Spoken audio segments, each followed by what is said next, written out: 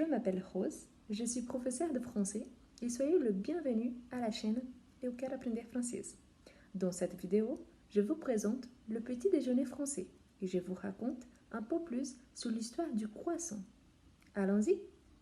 Le petit déjeuner est, à l'origine, le premier repas de la journée. C'est lui qui se prend au lever ou qui rend les jeunes. Le petit déjeuner, tel que nous le connaissons aujourd'hui, n'a pas toujours existé. Son histoire commence à la Renaissance, quand le pain et le beurre, trempés dans du lait, font son apparition, suivi de près par les cafés qui, importés de Turquie, conquièrent la cour dès Louis XVI. C'est au XIXe siècle que l'on commence à utiliser petit déjeuner.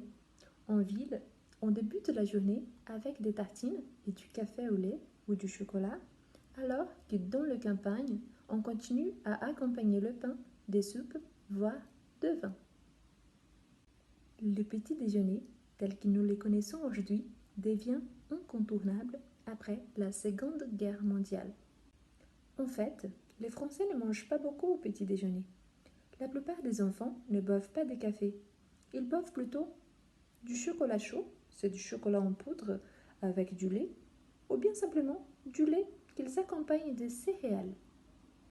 Les adultes boivent un bol ou une grande tasse de café ou café au lait et souvent on ajoute un peu de sucre. Pourtant, depuis quelques années, on remarque qu'il y a de plus en plus de Français qui boivent du thé le matin. En général, on mange une tranche de pain ou une biscotte avec du beurre. On peut y ajouter de la confiture ou du miel.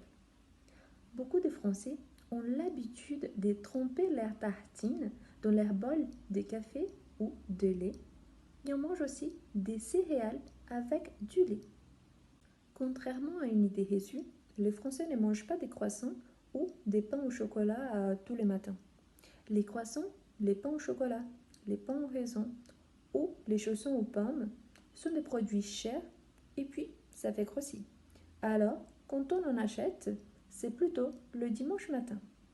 D'ailleurs, les Français font souvent la queue le dimanche matin pour apporter des croissants et du pain frais à toute la famille, surtout une bonne baguette tradition.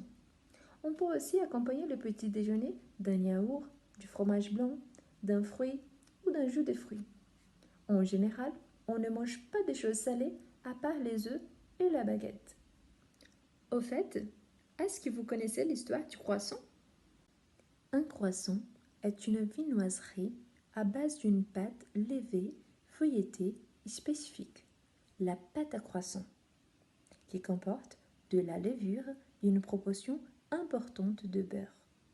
Une viennoiserie est un ensemble de produits fabriqués à base de pâte fermentée, de sucre, de beurre, de crème, etc.